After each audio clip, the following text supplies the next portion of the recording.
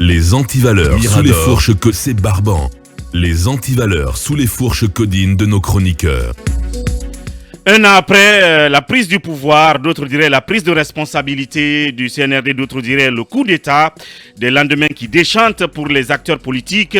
Et en parlant justement de représentation dans les communes, les conseils communaux, il y a donc cette dissolution en vague qui continue.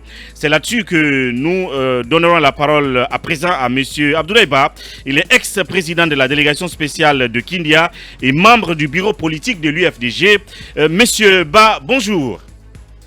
Oui, bonjour. Bienvenue à Conakry puisque vous nous parlez depuis Kindia et dans cette émission Mirador.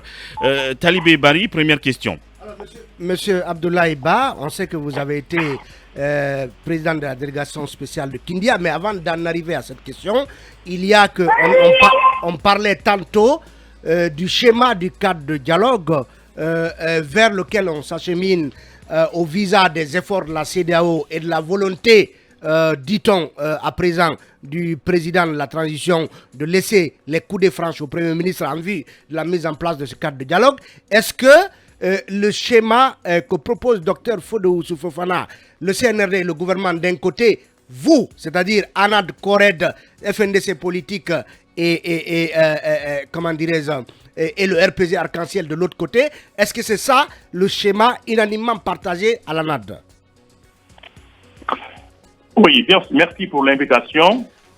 En ce qui concerne ce cadre de dialogue, bien évidemment, en tant que cadre de l'UFDG, membre de la NAD, je fais mien, disons, ce principe que notre vice-président, Fodou Fofana, a expliqué amplement. Mais ce que je déplore, c'est qu'aujourd'hui, il y a une diversion au sein de la Guinée. Nous avons une situation exceptionnelle, en l'occurrence la prise de pouvoir par les armes et non par les urnes. Et donc, au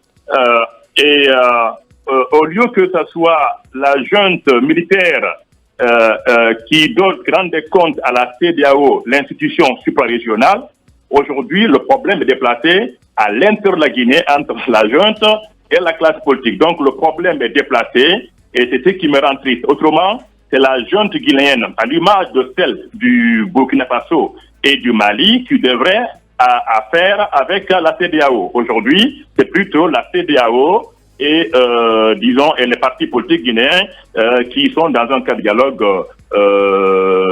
incompréhensible. Donc, voilà la première analyse par rapport à ce cadre-là. Et maintenant, je dirais que la bonne foi est la meilleure recette pour résoudre les problèmes dans une famille ou dans une nation.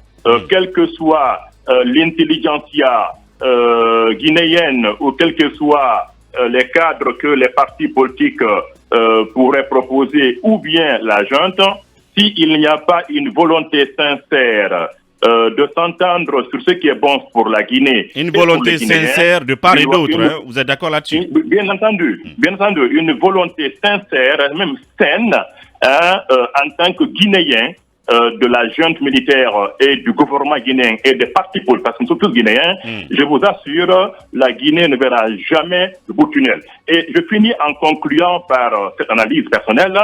Si vous remarquez, depuis 1958, la Guinée est en transition politique. Je m'explique. L'article 1er de la Constitution guinéenne de novembre 1958 stipule clairement que la Guinée est un État démocratique. Est-ce que nous sommes un État démocratique? J'ai dit non. Laïque, certes oui, unitaire, bancal, et puis, comment dirais-je, indivisible et social. Cet article est le fondement de l'existence de la Guinée en tant qu'État, institution juridico-politique, mais également en tant que nation composée de composantes ethnico-communautaires. Donc, depuis 1958, on n'a pas encore un régime que cet article prévoit dans notre constitution. Donc, depuis 64 ans, la Guinée tourne en rond. On n'a pas un régime fiable, viable, constant, efficace. Et là, ce n'est pas le politique. Là, ce n'est pas le politicien qui parle. C'est une thèse d'un professeur de Sciences Po qui parle. Exactement, c'est un politologue. Un politologue, j'allais dire. Je suis à la fois politicien et politologue. que les Guinéens réfléchissent sur notre parcours. Depuis 1958, on n'a pas un régime politique stable.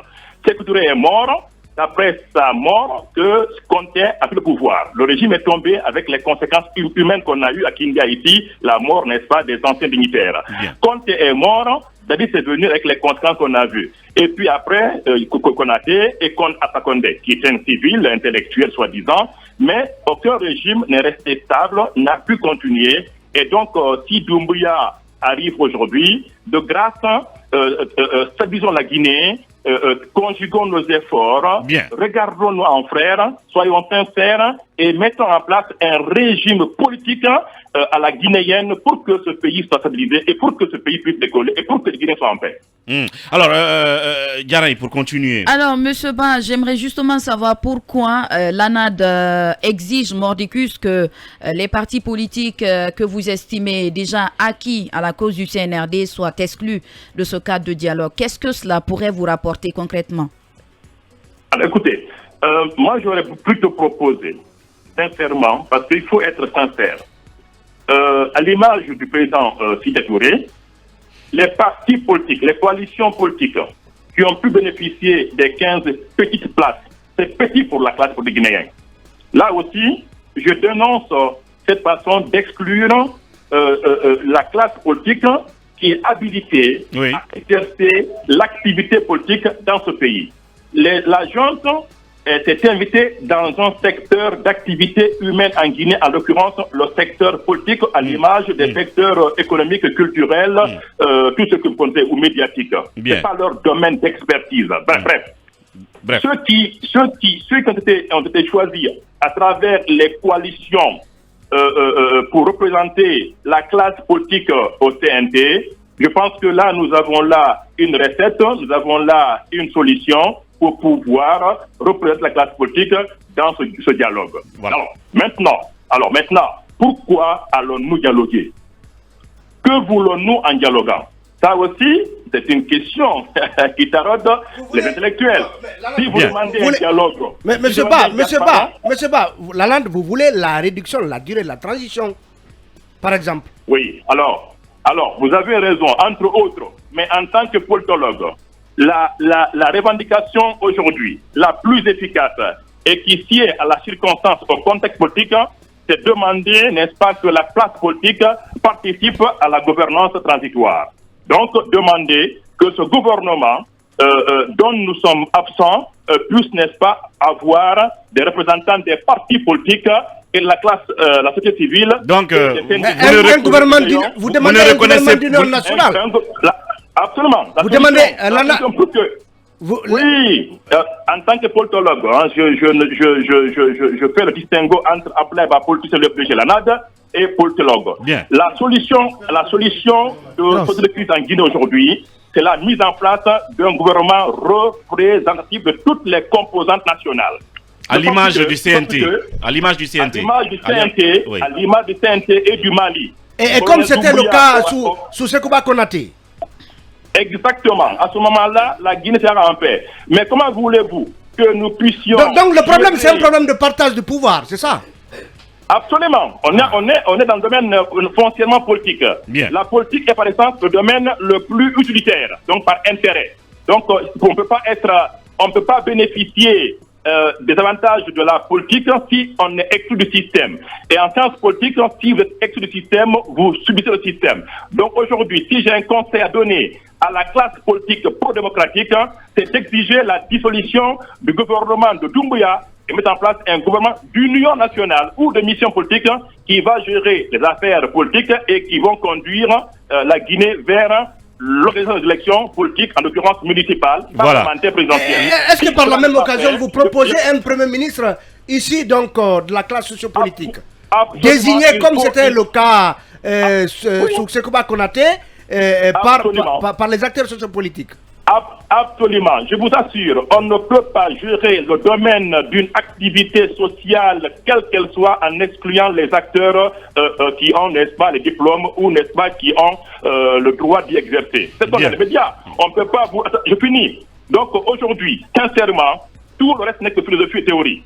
Si la Guinée veut réellement finir la transition en beauté et en ayant la paix, il faut absolument un gouvernement de mission politique qui va conduire les affaires courantes et qui va amener les Guinéens aux élections présidentielles, parlementaires et municipales. Si cela n'est pas fait, je vous assure, c'est une transition qui va arriver et c'est pas souhaitable. Monsieur Ba, je voudrais vous entendre sur une hypothèse. Est-ce que si aujourd'hui le colonel Mamadi Doumbouya décide de dissoudre le gouvernement et de mettre en place un gouvernement d'union nationale avant d'appeler au dialogue, ça voudra dire que le cadre de dialogue, finalement, ça ne vaudra plus la peine? Absolument pas. Le dialogue, pourquoi? Le dialogue, pourquoi faire? C'est tourner en rond. Hein? Quand on va au combat, qu'est-ce que vous voulez? Tout le problème, c'est parce que la classe politique, habilité à exercer le pouvoir politique sur l'échiquier politique guinéen, est exclue, n'est-ce pas, de la transition politique. Bien. Par conséquent, pour pouvoir calmer les ardeurs, pour pouvoir calmer les ambitions, il faut partager le pouvoir politique. Autrement, ça ne marchera pas. Il faut donc un premier ministre politique qui connaît, n'est-ce pas, la sociologie, la géographie, l'odeur des Guinéens et de la Guinée. Vous avez vu M. Bervogui, qui est absent de la Guinée depuis 30 à 40 ans, il a fui, il est parti parce que il est dans un contexte socio-politique, géographique, qu'il a quitté depuis très longtemps. Bien. La politique aussi est géographique, je le précise. La politique est sociologique, la politique est historique, la politique est psychologique. Vous ne pouvez pas prétendre diriger une population qui a des revendications différentes de celles d'un peuple sans le connaître. Voilà la proposition. Donc aujourd'hui, il faut un quota dans ce gouvernement de mission, de transition politique, et pour la classe politique. Ici, il y a 26 ministères. Il faut que la classe politique obtienne la majorité des postes pour que les meilleurs des partis politiques puissent être avec les militaires guinéens, nos frères, afin que, ensemble, sincèrement, efficacement, rigoureusement, nous puissions conduire la transition.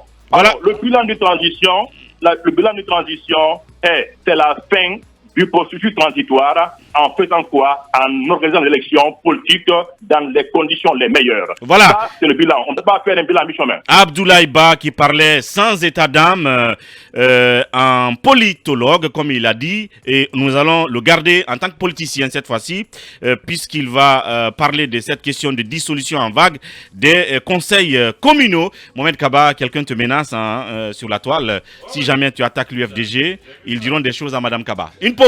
Abdoulaye Ba, on va l'appeler tout à l'heure, mais en attendant, rapidement, à Talibé, on va faire comme cela. Vous l'avez écouté déjà, qu'est-ce qu'on peut retenir? Parce qu'il y a quand même des partisans de sa position là, et qui commencent à se faire entendre. Oui, cela ne peut pas ne pas rappeler la transition sous le CNDD. Après la transition face, en tout cas, version d'Addis, on a vu que la version Konaté avait justement eu comme solution, comme remède, l'association des acteurs sociopolitiques à l'époque au gouvernement. Le Premier ministre d'alors était un des anciens opposants Jean-Marie Douré à Lansana Conté. Donc, est-ce que c'est une solution qui pourrait justement rassurer les acteurs sociopolitiques parce qu'à travers leur présence dans le gouvernement, ils peuvent se rendre compte de l'évolution du processus de la politique, de l'évolution de la gestion économique et financière par le gouvernement? Est-ce que autant de questions? Bien. Toujours est-il que il faut que mais l'autre chose qu'on peut retenir, malgré qu'il soit de l'UFDG et de l'ANAD, il partage quand même la position. Et malgré la position, le schéma de Fodé Oussou que vous avez rappelé tout à l'heure, il partage le schéma de Sidia Touré. Voilà, qui voudrait que le cadre de dialogue soit constitué des partis présents au CNT. Les 15 partis. Voilà. En tout cas, la quinzaine de partis ou les 15 représentants, que cela soit, en tout cas, la configuration du dialogue, en ce qui concerne à l'image les acteurs sociopolitiques, proviennent des acteurs politiques plutôt. Voilà. Et nous l'avons en direct, monsieur Abdoulaye Ba, une fois encore. Bonjour, monsieur Ba. Oui, bonjour. Voilà, alors donc on va aller sur la question des communes, des conseils communaux. Accepter, parce que c'est que monsieur Abdoulaye Ba dit, comme il a précisé en tant que politologue, il estime qu'un gouvernement d'union nationale est nécessaire dans ce pays. Est-ce que monsieur Ba, vous parlez en tout cas, je crois de près de 80%, si je ne me trompe, qui composeraient, des membres qui composeraient ce gouvernement qui viennent de la classe sociopolitique. Est-ce que vous avez une idée, peut-être, parce que vous y avez certainement réfléchi en tant que politologue, de la répartition, par exemple, des postes, notamment des postes de souveraineté, qui pourraient revenir à ces acteurs sociopolitiques? Oui, alors, merci vraiment d'avoir un intérêt pour ma proposition. C'est la seule solution de sortie de crise d'une transition militaire qui a permis de récupérer le pouvoir par les armes et non par les urnes. Et par principe, lorsque le pouvoir a été conquis par les armes, dans un régime qui est président démocratique, il est absolument, naturellement, fondamentalement, inévitablement partagé par les acteurs de la société civile et politique. Ça, c'est une parenthèse. Maintenant, oui, on peut, si la volonté y était depuis très longtemps, sincèrement, comme l'avait déjà annoncé colonel Doumbouya le 5 septembre, moi, c'est dans ma cellule à la sûreté, il dit, nous allons, n'est-ce pas, agir en toute inclusivité. On ne mettra personne à l'écart.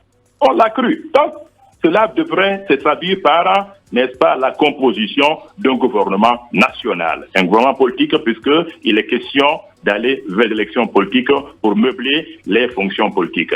Oui, à ce moment-là, une équipe composée des militaires qui ont pris les armes guinéennes, ont déposé un président illégal, illégitime, qui a créé d'ailleurs les problèmes avec son parti politique, mais également des représentants de la classe politique, société civile, et puis des syndicats, pour, n'est-ce pas, s'entendre sur le nombre, n'est-ce pas, de postes ministériels à fixer, mais également les postes à attribuer à chaque catégorie parmi les trois.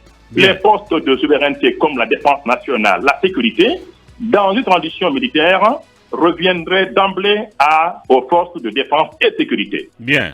Alors, l'administration civile, en l'occurrence le ministère de l'administration territoriale et de la décentralisation, reviendrait à un acteur politique et pas les moindres. On en a beaucoup ici en Guinée. Bien. Ils connaissent, n'est-ce pas, les terrails politico-administratifs. Et puis, nous avons des techniciens dans les partis politiques, la société civile, le budget reviendra à un économiste, les finances à un économiste, n'est-ce pas, la justice à un juriste, magistrat aguerri ou un avocat aguerri dans le domaine juridique judiciaire en Guinée, n'est-ce pas, l'agriculture, l'élevage à un technicien, n'est-ce pas, du monde rural, ainsi de suite. Ainsi de suite. Bien. Je finis.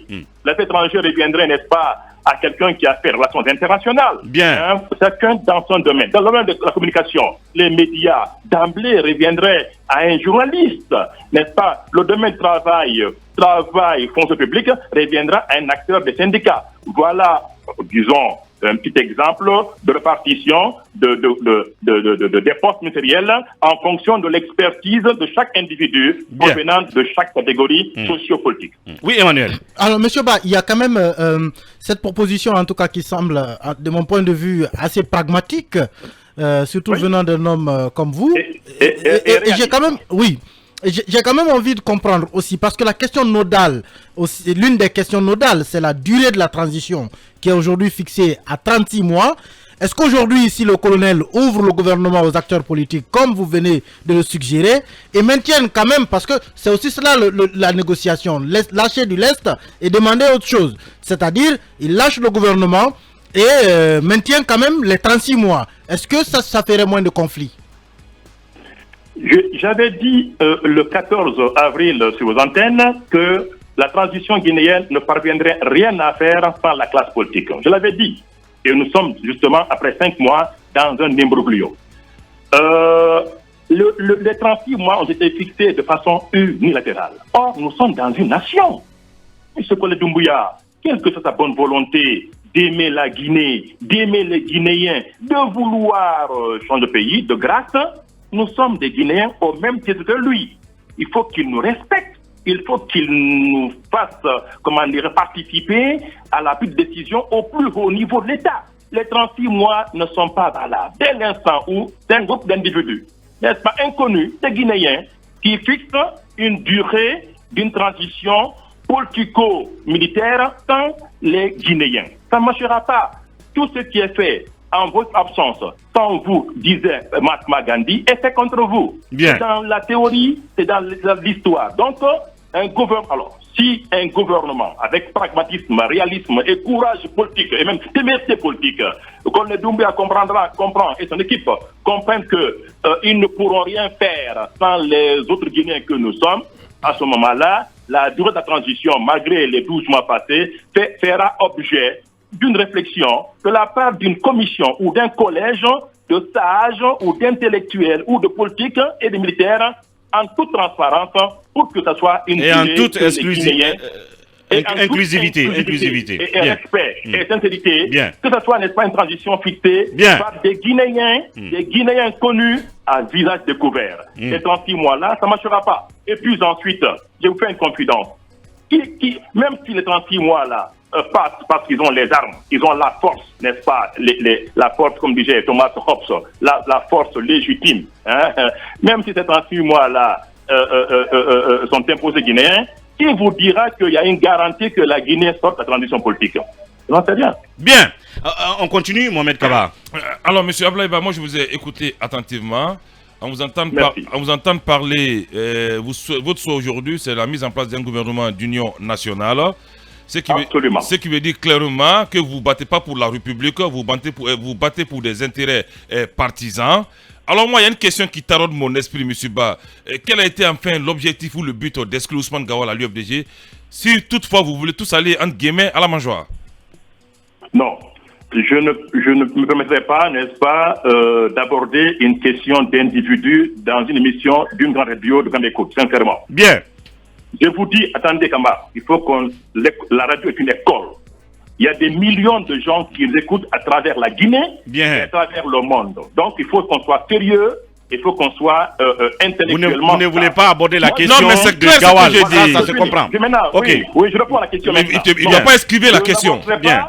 Une question portant sur un individu par rapport, n'est-ce pas, à des questions d'intérêt national. Ça se comprend. Je vous dis, oui. Voilà, très bien. Maintenant, je vous dis, tant que le colonel Doumbouya et son staff et ses conseillers n'auront pas compris qu'ils ont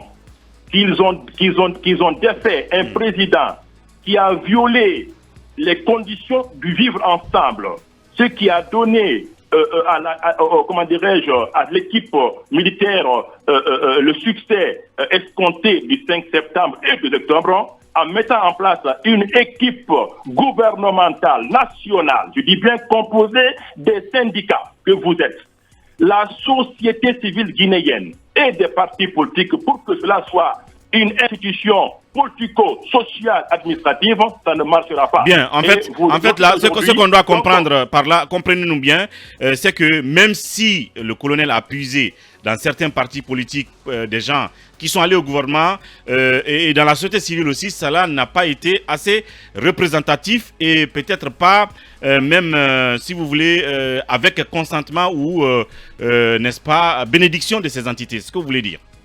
Absolument. Et d'ailleurs, en fait, ce qu'il faut comprendre, nous sommes dans une république, une institution sociale, sociologique, politique, administrative et géographique. Les gens ne peuvent pas aller d'eux-mêmes dans un gouvernement.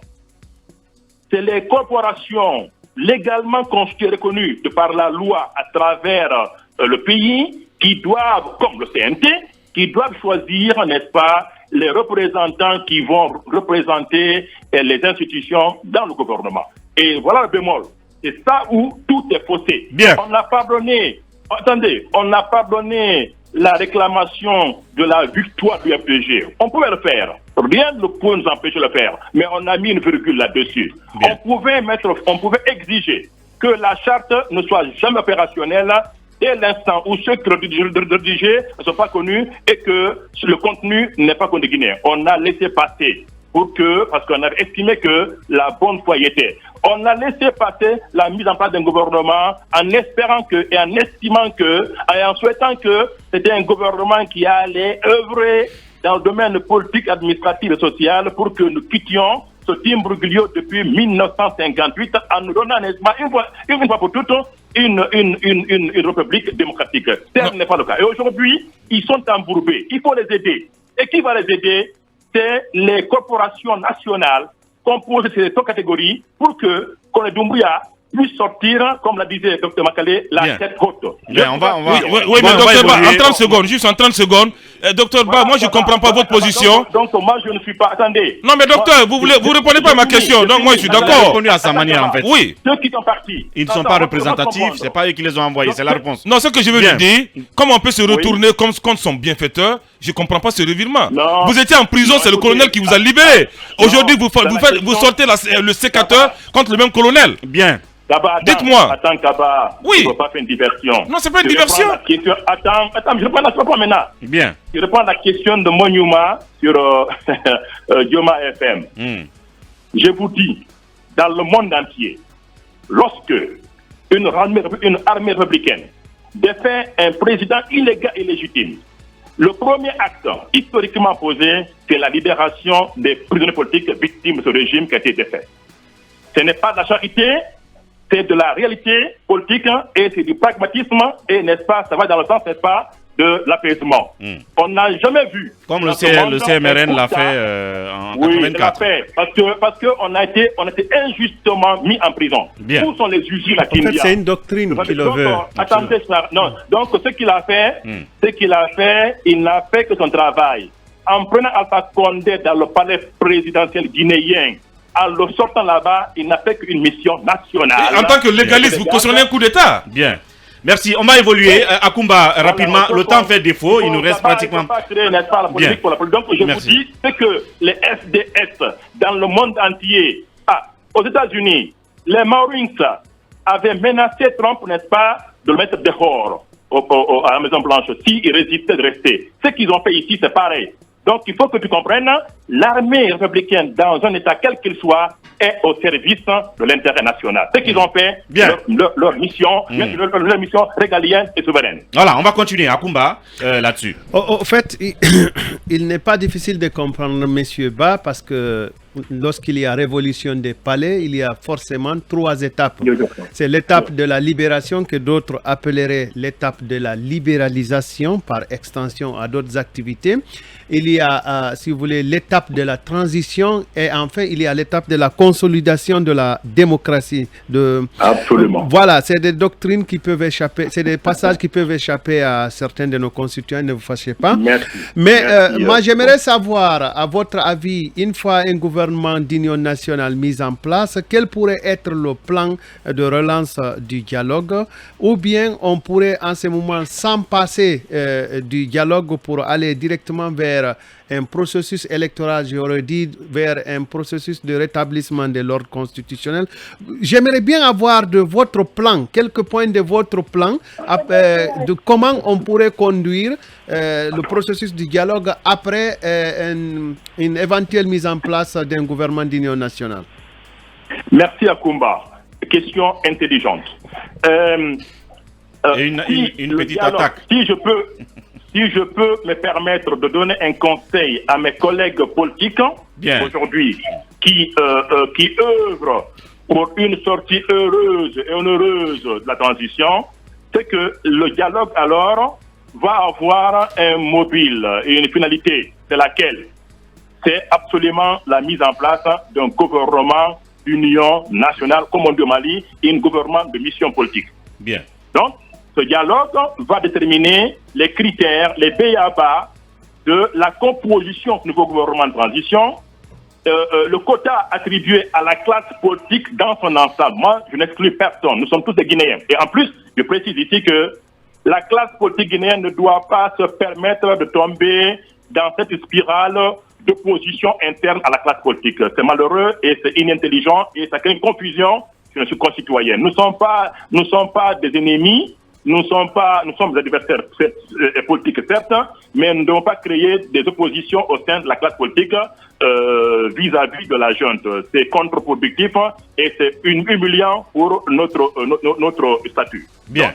Donc, le dialogue, si le dialogue doit avoir lieu, le premier mobile ou la première revendication politique de la classe politique, c'est que ce gouvernement doit refléter, n'est-ce pas, la Guinée. À ce moment-là, même la question sur la durée de transition fera objet là-bas de débat et d'entente sans forcing pour que, in fine, nous puissions quitter cette transition en beauté. Et je répète encore, une transition comme ça, qui ne fait pas appel aux autres filles et autres fils de la Guinée pour pouvoir gérer les affaires d'intérêt national, je me demande comment est-ce qu'on pourra sortir de l'auberge. Bien, voilà.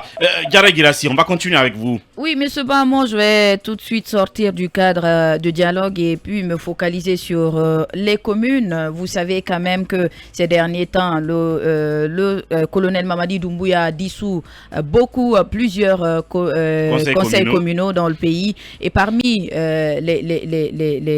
les conseillers, il y a quand même des représentants des partis politiques membres de l'ANAD. Comment vous réagissez par rapport à cette dissolution? Voilà. Dans l'affaire des communes en Guinée, il y a à boire et à manger là-dedans. Parce que nous savons tous que, oui, parce que moi je suis un acteur local, également national, victime, n'est-ce pas, de l'ancien régime, le régime de fin. Toujours la question démocratique. Le choix du peuple est biaisé. Son choix ne parvient pas à celui qu'ils ont choisi, et d'où le blocage, d'où, n'est-ce pas, les problèmes. Maintenant, si je peux donner, n'est-ce pas, une réponse à votre question, c'est une suite logique du coup d'État opéré le 5 septembre, qui s'opère encore au niveau des institutions locales. Maître Traoré l'a bien expliqué dans une tribune. Toutes les institutions ont été suspendues le 5 septembre. Certaines ont été rétablies, comme la HAC, la Cour suprême, la Cour des comptes, malgré qu'il y a eu des réaménagements à l'intérieur. Donc, maintenant, ce que je déplore, sincèrement, puisque on nous a chanté, on nous a donné un nouveau slogan que les Guinéens espèrent avoir depuis très longtemps, la question de la justice, la boussole, j'aurais aimé que s'il y a dissolution d'un conseil communal élu bon à mal an, je précise parce que ça a pris une année, de février 2018 jusqu'en février 2019 pour installer 342 petites et grandes communes en Guinée. C'est inédit dans l'histoire municipale du monde. En principe, ça prend 3 semaines ou à la limite 1 mois pour installer, n'est-ce pas, les conseils communaux. Le Nigeria, 200 millions d'habitants, fait des élections municipales, régionales, nationales, parlementaires, présentées en une journée. Nous sommes 5 millions de votants sur 12 millions ou 13 millions. Il leur a fallu 1 année et 2 semaines pour installer 342 petites communes. Question, où est la bonne volonté? Donc, ce que je déplore, c'est, n'est-ce pas, la négation du facteur juridique. S'il y a, après enquête de la part de la Chambre des collectivités locales de la Cour des comptes, habilitée à sonder les comptes publics, et qu'il s'avère que quelques communes, à travers leur gestion, il y a des malversations, il y a des détournements de biens publics, qu'une enquête, qu'une inspection établisse les infractions économiques et financières, et que le président la transition aujourd'hui se fonde sur ce rapport d'expertise et d'inspection de la Cour des comptes, le tribunal de la Guinée des comptes publics, pour décider de défaire, de dissoudre la commune en question.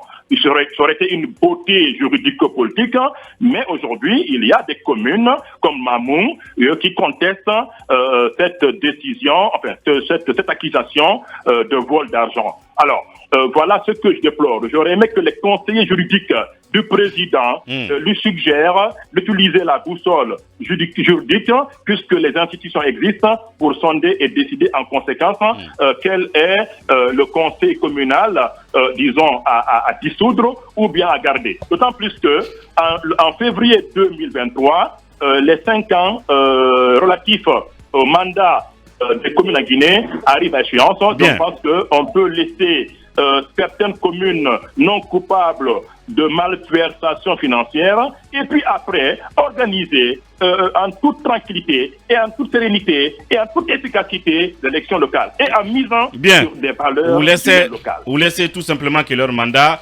arrive à terme avant d'y mettre des délégations spéciales. Oui, à Kumba. D'autant plus que nous sommes dans une transition militaro-civile. Et donc, dans 4 mois, nous sommes au mois de septembre. Si je ne m'abuse pas, dans 5 mois, les 5 ans prendront fin en février 2023. On pourrait... à partir de la date de prise de fonction. On pourrait décider, pardon? Les 5 ans, c'est à partir de la date d'installation, M. Ba, ou bien?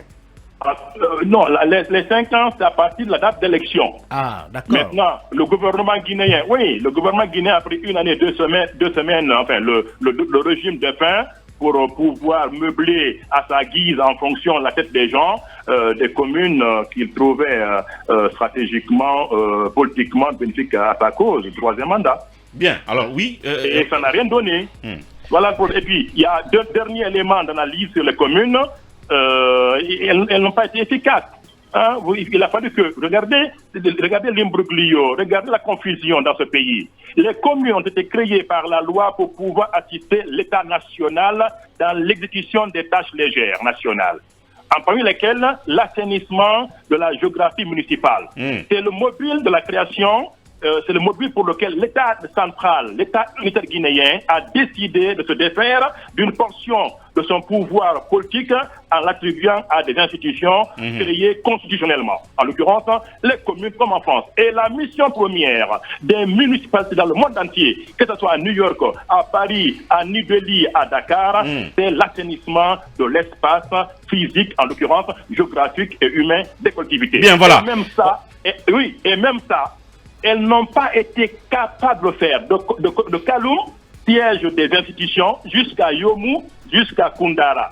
Et il a fallu que le gouvernement en transition, le président à devant, le gouvernement sorte pour remplir une mission attribuée à des institutions créées et qui ont des budgets. Donc voici le Non, mais si le pouvoir central ne leur laisse pas de marge pour faire ce travail et les moyens qui vont avec, je crois qu'en ce moment aussi, elle ne peut pas jouer ce rôle. On va continuer. Peut-être qu'on peut ce débat peut se faire dans l'émission Res Publica qui parle de la question des collectivités dans tous les détails. Akumba, 30 secondes pour continuer. Pour terminer. Monsieur Ba, j'aimerais vous ramener un peu en arrière parce que ma question concerne un peu la question sur le gouvernement d'union nationale. On venait de me rappeler que sous M. Lansana Kouyaté, il y a eu un gouvernement d'union nationale, mais qui n'a fait qu'aggraver la situation. Un gouvernement de consensus, mais où il y avait pratiquement tout... Ou dit de consensus. D'accord. Et sous Ahmed Tidjane Souare, il y a eu un gouvernement de large ouverture, mais cela n'a pas encore résolu le problème. Est-ce que vous voyez une défaillance dans votre proposition ou est-ce que vous avez une clarification, par exemple, des nouveaux paramètres à remettre sur ce gouvernement d'union nationale que vous proposez là pour qu'il ne soit pas comme ceux que nous venons de citer, entre autres? Mais en 1 minute, monsieur Ba, en 1 minute. Oui, question stratégique et large, donc je vais tâcher de répondre. Alors, vous avez raison de rappeler, mais c'est quoi la marche humaine d'une nation? C'est pour pouvoir tirer les leçons du passé, préparer le présent et le futur. Donc, il y a des acteurs vivants aujourd'hui qui peuvent rappeler les failles, les bémols de cette transition passée. On tire les leçons, ce qui a marché et ce qui n'a pas marché pour pouvoir améliorer afin qu'on ne revienne plus jamais à cela. Donc, ceux qui auront rappelé, ils ont raison. Ça a échoué. Pourquoi? Alors, on tire les leçons. Bien. Des humains. C'est ça aussi le cerveau humain. Bien. Et puis, à ce moment-là, on va décider de décanter, de choisir pour pouvoir mieux agir et mieux changer les choses. Voilà. Dans la Guinée, comme je vous ai dit, sincèrement, il y a une confusion. Et tant que cela n'est pas fait, à savoir, comment dirais-je, une volonté sincère, une intelligence fine, une capacité patriotique à s'entendre, se regarder en face et de privilégier l'intérêt guinéen, Bien. je vous assure, je ne pense pas que ça marchera. Et cela est valable dans toute nation et dans tout pays. Et c'est pas parce que la Guinée continue dans cet imbroglio. Voilà, ce ne serait pas mal que le soleil, je vais parler de Doumbouya, consulte M. Abdoulaye pour évidemment prendre sa lecture et son analyse sur le profil politique de cette transition. Merci M. Ba pour votre disponibilité. Bonne journée à Kindia. Merci beaucoup, bonne journée, à très bientôt, au revoir. Voilà, au revoir. Très rapidement, on va prendre tout à l'heure notre deuxième invité, M. Kramon Madi, sur cet autre sujet, évidemment, le sujet FNDC. Mais avant, Emmanuel, on l'a écouté une fois encore. On l'a écouté, sauf que il a quand même fait la prudence de mettre la différence entre l'homme politique et le politologue. Absolument. Toujours est-il que je l'avais dit tantôt, j'ai dit j'espère que les auditeurs comprendront eux aussi la nuance. Mais une chose est claire, c'est que M. Abdoulaye Ba vient de crever l'abcès. En réalité, pour dire que toute cette agitation qu'on est en train aujourd'hui de constater sur le terrain politique, c'est en réalité une question de participation à la conduite de la transition. Et que si peut-être la classe politique avait eu ne serait-ce que des postes au sein du gouvernement, comme un peu ça a été le cas du CNT, même si le CNT n'a pas répondu, n'a pas satisfait aux attentes. Bien. Mais aujourd'hui, la solution magique, je pense, serait tout simplement d'associer la classe politique au sein d'un gouvernement, en tout cas dans l'administration transitoire, et la transition se porterait mieux. Bien. Donc au final, on se retrouve à un schéma où nous avons affaire à une classe politique qui ne veut pas être à marge de la transition, pas pour des questions de principe ou autres, mais comme l'a dit Kaba, qui veut aller à la soupe. Bien. Alors oui, un petit mot. Monsieur Abdoulaye Ba, en sa qualité de politiste, a aussi marqué son désaccord à la proposition d'exclusion, parce qu'il dit qu'il ne faudra pas exclure. Et c'est aussi une vision partagée. L'Allemagne, après la chute, la perte, la défaite de Hitler, l'Allemagne a décidé de reprendre même les conseils les plus proches d'Hitler pour mettre un club de réflexion sur le futur de la philosophie gouvernementale de l'Allemagne. Ceux qui n'avaient pas les mains souillées de sang comme ceux qui ont été trimballés à Nuremberg, il faut faire la nuance. Oui, mais ils ont pris quand même les philosophes qui conseillent Hitler. Voilà. Merci. Merci. Et donc, c'était tout pour ce sujet. On va passer au sujet FNDC, j'allais dire.